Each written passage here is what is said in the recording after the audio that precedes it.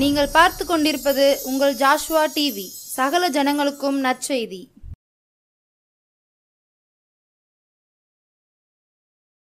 காணாமல் போன ஆடா இருந்தேனே ஏசையா, கண்ணோக்கி பார்த்தீரே, கவலைகளை மாற்றினீரே, மறக்கவில்லையே, மார்போடு அணைத்து கொண்டீரே, தேடி வந்தீரே, தீமைகளை அகற்றி விட்டீரே. Praise the Lord. ஆண்டவராகிய இயேசு கிறிஸ்துவின் நாமத்தினாலே உங்களை பார்ப்பதில் மிகுந்த மகிழ்ச்சி அடைகிறேன். கடந்த நிகழ்ச்சி உங்களுக்கு மிகுந்த பிரயோஜனமாக இருந்திருக்கும் என்று நான் கர்த்தருக்குள்ளே நம்புகிறேன். தேவனுடைய நாமத்திற்கு மகிமை உண்டாகட்டும். விசேஷமாக இந்த நாளிலும் நிகழ்ச்சியின் மூலம் தேவன் உங்களோடு கூட பேசப் போகிறார். ஆயத்தமாய் நீங்கள் தேவ சமூகத்தில் வந்திருக்கிறபடினால் கர்த்தருடைய வார்த்தையை கேட்டு நீங்களும் உங்களுடைய குடும்பமும் உங்களுடைய பிள்ளைகளும் ஆஸ்வதிக்கப்பட போகிறது நிச்சயம் என்பதை நான் விசுவாசிக்கிறேன். ஆமென். கர்த்தர் நல்லவர். நாம் வேத பகுதியை நாம் வாசிக்கும். ஆதியாகம புஸ்தகம் 16ஆம் அதிகாரம் 13ஆம் வசனத்தை நாம் வாசிக்க கேட்போம். அப்பொழுது அவள் என்னை காண்பவரை நானும் இவ்விடத்தில் கண்டேன் அல்லவா என்று சொல்லி தன்னோடு பேசின கர்த்தருக்கு நீர் என்னை காண்கிற தேவன் என்று பெயரிட்டாள் என்று வாசிக்கிறோம். எனக்கு அன்பான தேவ பிள்ளைகளே, நாம் வாசித்த அருமையான இந்த வேத பகுதி யாரை குறித்து சொல்லப்பட்டிருக்கிறது என்பது நமக்கு நன்றாகவே தெரியும். ஆகாரை குறித்து அங்கே சொல்லப்பட்டிருக்கிறது. ஆகார் தேவனுடைய நாமத்தை ஸ்தோத்திரம் துதிக்க மகிமைப்படுத்த ஒரு அழகான ஒரு பெயரை வைத்ததை நாம் இங்கே வாசிக்கிறோம். இன்றைக்கு நாம் தியானிக்க போகிற தலைப்பு நீர் என்னை காண்கிற தேவன் என்ற தலைப்பின் கீழ் கர்த்தருடைய வார்த்தையை நாம் சிந்திக்க போகிறோம். அருமையான ஆகார் இந்த பகுதியில் நான் வாசிக்கும்போது என்னை காண்பவரை நான் இவ்விடத்தில் கண்டேன் அல்லவா என்று சொல்லி அவருக்கு நீர் என்னை காண்கிற தேவன் என்று பெயரிட்டாள். இந்த உலகத்தில் நாம் நமக்குன்னு நம்முடைய தாய் தகப்பன் ஒரு பெயர் வச்சுருக்கிறாங்க. சில நபர்களுக்கு ஊரில் ஒரு பெயர் இருக்கும், வேலை பார்க்குற ஸ்தலத்தில் ஒரு பெயர் இருக்கும், நண்பர்கள் சரௌண்டிங்கில் ஒரு பெயர் இருக்கும். பொதுவாக தாய் தகப்பன் வைத்த பேர் மங்கி போயிடும். வெளி உலகத்தில் சொல்லப்பட்ட பேர் தான் பிரபலியமாக இருக்கும். ஆனால் நாம் வாசித்த அருமையான இந்த வேத பகுதியில் ஆகார் தேவனுக்கு ஒரு பேர் வைக்கிறார். வைப்பதற்கு காரணம் என்ன அப்படின்னா, அழகாக சொல்கிறா, என்னை காண்பவரை நான் இவ்விடத்தில் கண்டேன் அப்படின்னு அவள் உணர்ந்த அந்த அனுபவத்தை அவள் தேவனுக்கு ஒரு பெயர் வைக்கிறா. நீர் என்னை காண்கிற தேவன் அப்படின்னு பெயர் வைக்கிறா. எனக்கு அன்பான தேவ பிள்ளைகளே, இந்த வார்த்தையை கேட்குற உங்கள் வாழ்க்கையில் கர்த்தர் உங்களோடு கூட பேசுகிறார். சிலருடைய வாழ்க்கையில் உலகத்தில் இருக்கிறவங்க, சொந்த பந்தம், உறவினர்கள், நண்பர்கள், கூட வேலை பார்க்குற இடத்துல உள்ளவங்க உங்களை கண்டுக்கிடலை, உங்களை கவனிக்கலை, உங்கள் வாழ்க்கையை குறித்த அக்கறை இல்லை அப்படிங்கிற சில சூழ்நிலைக்கு ஊடாக நீங்கள் கடந்து போயிட்டு இருக்கலாம். அது நிமித்தம் வாழ்க்கையை வெறுத்து போய் இருக்கலாம். அப்படிப்பட்ட நபர்களாய் இந்த செய்தியை ஒருவேளை நீங்கள் கேட்கலாம். உங்களை பார்த்து ஆண்டவர் சொல்கிறாரு, உலகம் உங்களை காணாமல் போனாலும், உறவுகள் உங்களை காணாமல் போனாலும், உடன் வேலை செய்கிறவர்கள் உங்களை காணாமல் போனாலும், உங்கள் வாழ்க்கையில் அதிகமாக கூட இருக்கிற நண்பர்கள், உலக சிநேகிதிகள் உங்களை காணாமல் போன அனுபவத்தை ஒருவேளை நீங்கள் உணர்ந்து வாழ்க்கையில் ஒரு விரக்தியோடு வாழ்ந்து கொண்டிருப்பீங்கன்னா உங்களுக்கு ஒரு நல்ல செய்தி. இந்த வேத பகுதியில் ஆகாரை ஆண்டவர் எப்படி கண்டாரோ அதை போல உங்களையும் அவர் காண்கிற தேவனாக இருக்கிறார். ஒரு ஆமீன் சொல்லுங்கள். நீங்கள் யாராக இருந்தாலும் சரி, நீங்கள் எந்த இடத்துல இருந்தாலும் சரி, ஒவ்வொரு வாரமும் இந்த நிகழ்ச்சியை பார்த்து என்னோடு கூட கடவுள் பேசுகிறார் என்ற ஒரு நம்பிக்கையோடு கூட ஒருவேளை இந்த செய்தியை, இந்த நிகழ்ச்சியை பார்ப்பீங்கன்னா உங்களுக்கான ஒரு நற்செய்தி, உங்களை அவர் காண்கிற தேவனாக இருக்கிறார். ராமன் சொல்லுங்க. ஆமாம், இந்த இயேசு, இந்த தேவனாகிய கர்த்தர் உங்களை அவர் காண்கிற தேவனாக இருக்கிறார். ஆகார் என்னை காண்பவரை நான் இவ்விடத்தில் கண்டேன் அப்படின்னு அவர் சொன்ன அந்த அனுபவத்தை இன்னைக்கு நம்முடைய வாழ்க்கையில் தேவன் பேசுவதற்கு காரணம் என்ன அப்படின்னா, உங்களை அவர் காண்கிறவராக இருக்கிறார். என்னை அவர் கண்டார், உங்களை அவர் காண்கிறவராக இருக்கிறார் என்பதை என் மூலமாக உங்களோடு பேசுவதற்கு ஆண்டவர் ஒரு சந்தர்ப்பத்தை கொடுத்திருக்கிறார். எனக்கு அன்பான தெய்வ பிள்ளைகளே, நாம் தொடர்ந்து இந்த ஆகாருடைய வாழ்க்கையில் ஆண்டவர் எப்படி ஆகாருடைய வாழ்க்கை ஆண்டவர் கண்டார் அப்படிங்கிறத நாம் சிந்திக்க போகிறோம். அந்த அனுபவங்கள் ஒருவேளை நம்முடைய வாழ்க்கையில் ஒத்து போகுமானால் நீங்கள் விசுவாசத்தோட இந்த வார்த்தையை கேட்டு என்னையும் அவர் காண்கிறார் அப்படிங்கிற அந்த விசுவாசத்தின் அந்த உறுதிக்குள் நீங்கள் வருவீர்களானால் உங்கள் வாழ்க்கையிலே ஆண்டவர் பெரிய காரியங்களை அவர் செய்கிறவராக இருக்கிறார். அல்லேலூயா. கர்த்தர் நல்லவர். எல்லாம் கவனிங்க. உலகத்தில் இருக்கிற மனுஷன் காண்கிறதுக்கும் தேவன் காண்கிறதுக்கும் வித்தியாசம் இருக்குது. உலகத்தில் இருக்கிற ஒரு மனுஷன் நம்மை பார்த்தா சில நேரங்களில் நம்முடைய வாழ்க்கையில் அதிசயமான ஒன்று நடக்குமானால் அதை கொஞ்சம் ஒரு 4 பேருக்கு எடுத்து சொல்லுவாங்க, அல்லது நம்மகிட்ட சொல்லி பரவாயில்லையே அப்படின்னு எதையாவது ஒரு நம்மளை புகழ்ந்து ஏதாவது பேசுவாங்க. இதுதான் நடக்கும். ஆனால் தேவன் நம்மை கண்டால் என்ன நடக்கும் அப்படிங்கிறது வேதம் தெளிவாய் நமக்கு கற்றுக் கொடுக்கிறது. அதை தான் இன்றைக்கி நம்ம தியானிக்க போகிறோம். தேவன் நம்மை காண்கிறவர் என்று சொன்னால் கண்டு அப்படியே விலகி போகிறவர் அல்ல.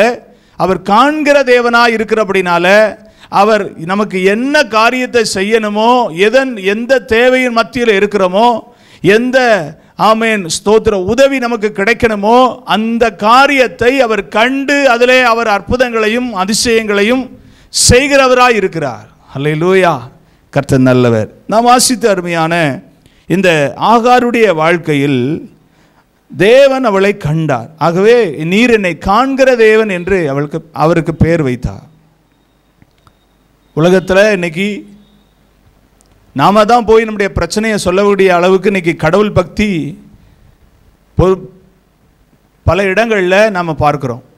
ஆனால் நாம் வாசித்த இந்த வேத பகுதியில் கடவுளே அவளை அவளுடைய பிரச்சனையை, அவருடைய வாழ்க்கையில் இருக்கிற காரியத்தை கண்டதாக உணர்ந்து சொல்லப்பட்ட ஒரு பெயர். ஆகவே நம்மை தேவன் பார்க்கிறவராய் இருக்கிறார், காண்கிறவராய் இருக்கிறார். அதைத்தான் நம்ம உணரணும். அதை உணர்ந்து ஆண்டவர் அண்டை நாம் கிட்டி வர வேண்டும். ஆண்டவருடைய சமூகத்துக்குள் நம்முடைய வாழ்க்கையை அர்ப்பணிக்க வேண்டும் என்பது தேவனுடைய விருப்பமாக இருக்கிறது.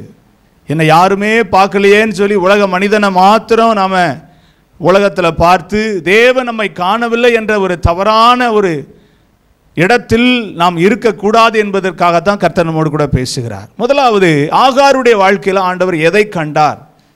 நீங்கள் இதே வேத பகுதியில் சில வசனங்களை வாசிக்கும் போது அதிலே ஆண்டவர் சில காரியங்களை அவர் கண்டதாக அந்த அனுபவத்தை இங்கே எழுதப்பட்டிருக்கிறது. முதலாவது 1ஆம் வசனத்தை வாசிப்பீங்கன்னா, ஆபிரகாமுடைய மனைவியாகிய சாராய்க்கு பிள்ளை இல்லாதிருந்தது. எகிப்து தேசத்தாளாகிய ஆகார் என்னும் பெயர் கொண்ட ஒரு அடிமை பெண் அவளுக்கு இருந்தாள். நல்லா கவனிங்க.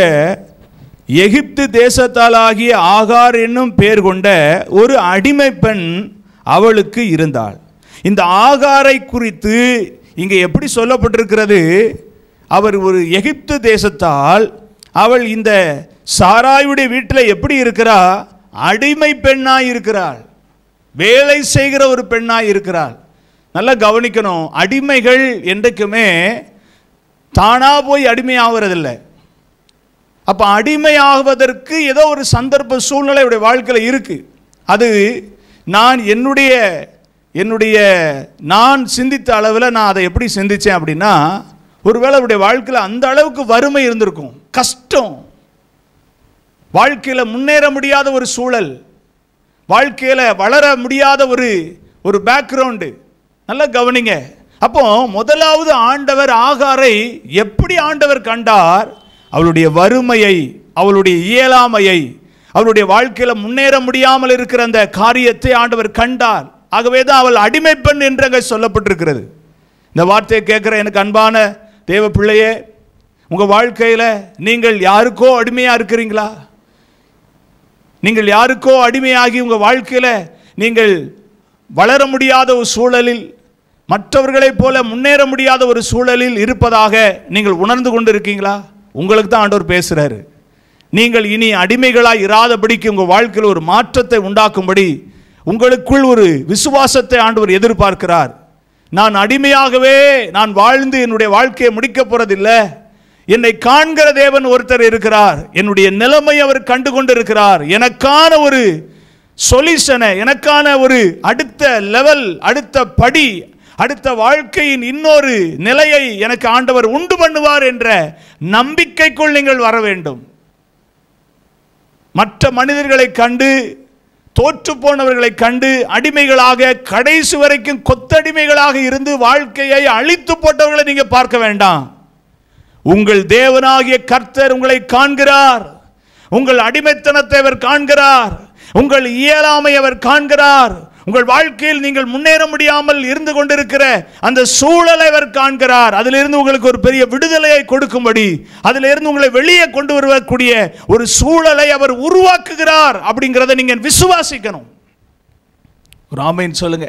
ஆமேன். கர்த்தர் நல்லவர். அப்போ ஆகாருடைய வாழ்க்கையில முதலாவது அவளுடைய வறுமையை ஆண்டவர் கண்டார், இயலாமையை கண்டார். இதை ஆண்டவர் கண்டு அவளுடைய வாழ்க்கையில் அந்த சூழலில் இருந்து ஆண்டவர் வெளியே கொண்டு வருகிறார். இவள் அடிமையாயிருந்த இவளுக்கு ஆண்டவர் அனுக்கிரகம் செய்து சாராயினுடைய வீட்டிலே இவளுக்கு ஒரு ஒரு ஸ்தோத்திரம், எல்லாரும் பார்க்கக்கூடிய, எல்லாரும் கொஞ்சம் மதிக்கக்கூடிய ஒரு ஸ்தானத்துக்குள் அவருடைய வாழ்க்கை வருவதற்கு ஒரு சூழல் உருவானது. ஒருவேளை நீங்க கேட்கலாம், அது நியாயமான சூழலா, அது தேவன் அங்கீகரிக்கிறாரா? இப்படிலாம் நம்ம கேட்கக்கூடாது. ஆனால் அது வந்துச்சுல, அந்த சூழல் வந்துச்சுல, அந்த நிலைமை அவளுக்கு வந்துச்சுல. கடைசி வரைக்கும் அவர் அடிமையாக இருக்கக்கூடிய அந்த சூழல் மாறி இவளுக்கு இன்னொரு சூழல் வந்துச்சு. அது தேவனுடைய பார்வையில் தெரியாத ஒன்று அல்ல. தேவனுக்கு எல்லாமே தெரியும். தேவன் அனுமதிக்காம எதுவும் நடக்க போறதில்லை. தேவன் அனுமதிச்சாதான் நடக்கும். அப்போ தவறான ஒரு காரியம் செய்யப்படுவதற்கும் தேவன் அனுமதிக்கிறாரா அப்படின்னு இதை வேற விதத்தில் நம்ம சிந்திக்க கூடாது. ஆனா இதுல பார்க்க வேண்டிய ஒண்ணு என்ன, ஆகாருடைய நிலைமை மாறுகிறது.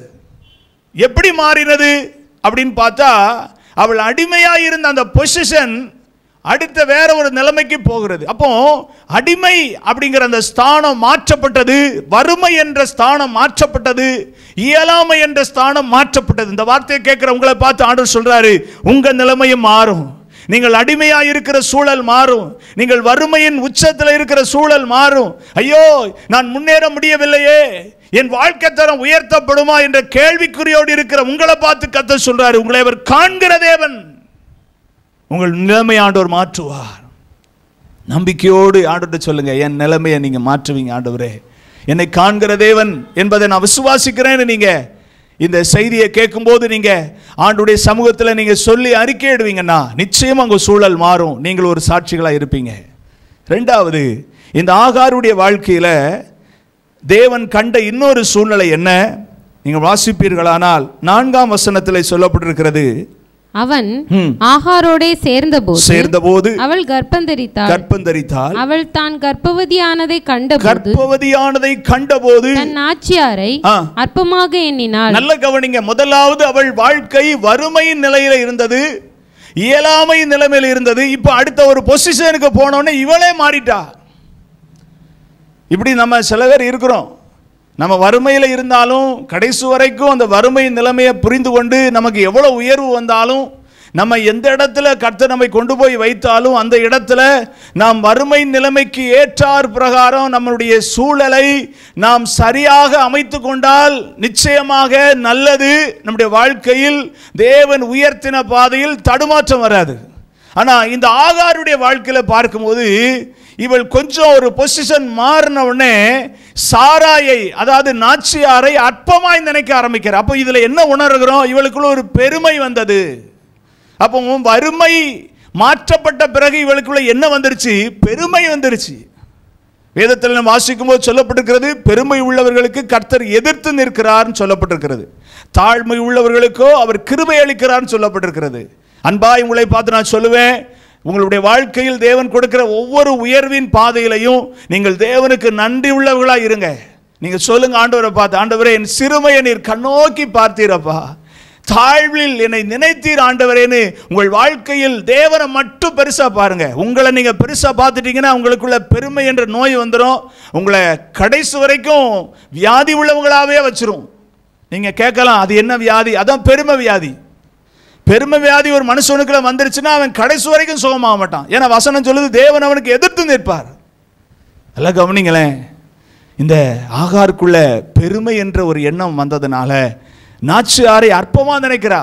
என்ன அற்பமா நினைக்கிறா? இந்த குடும்பம் என்னால கட்டப்பட போகுது, இந்த குடும்பத்துக்கு நான் தான் ஒரு ஒளியை ஏற்ற போகிறேன். நீ எஜமானியா ஒருவேளை நீங்க இருக்கலாம், ஆனா உங்களால் முடியாத ஒன்றை நான் செய்வதற்கு தகுதியானவனாய் மாறிவிட்டேன். ஆகவே நீங்க நான் மதிக்கப்படக்கூடியவங்கள் அல்ல, என்ன நீங்க மதிக்கணுங்கிற ஒரு சூழலுக்குள் ஆகாருடைய மனதளமா மாறிடுச்சு. எனக்கு அன்பான தெய்வ பிள்ளையே, இதையும் ஆண்டவர் கண்டார். வறுமையையும் கண்டார், இவளுக்குள் வந்த பெருமையும் ஆண்டவர் கண்டார். எனக்கு அன்பான தெய்வ பிள்ளையே, உங்களுக்குள்ள பெருமை இருக்கா? இன்னைக்கு ஆண்டோட்ட மனம் திரும்புங்க. இன்னைக்கு ஆண்டோட்ட சொல்லுங்க, நீங்க எவ்வளவு படிச்சிருந்தாலும் சரி, எவ்வளவு காசு சம்பாதிச்சிருந்தாலும் சரி, எவ்வளவு சொத்து வச்சிருந்தாலும் சரி, உங்களுக்கு எவ்வளவு மதிப்பு மரியாதை இருந்தாலும் சரி, எல்லாம் சொல்லுங்க, எல்லாம் தேவன் கொடுத்தது, எல்லா கணமும் தேவனுக்கு தான், எல்லாம் ஆண்டவருக்கு தான் அப்படின்னு சொல்ல பழகுவீங்கன்னா உங்கள் வாழ்க்கையில் நீங்கள் உயர்த்தப்பட்ட ஸ்தானத்தில் கர்த்தர் உங்களை தொடர்ந்து நீடிக்க பண்ணுவார். கொஞ்சம் தடுமாறிட்டீங்கன்னா அடுத்த சீட்டு எங்கே போகணும்னு சொல்ல முடியாது, டக்குன்னு எல்லா நிலைமையும் மாறிடும். தேவன் உங்களோடு கூட எச்சரிக்கையாக பேசுகிறார். வேண்டாம், பெருமையான எண்ணம் வேண்டாம். நீங்கள் இருக்கிற பொசிஷன் நீங்களாக வந்ததில்லை, கர்த்தர் உங்களுக்கு கொடுத்தது, கர்த்தர் உங்களுக்கு தந்தது.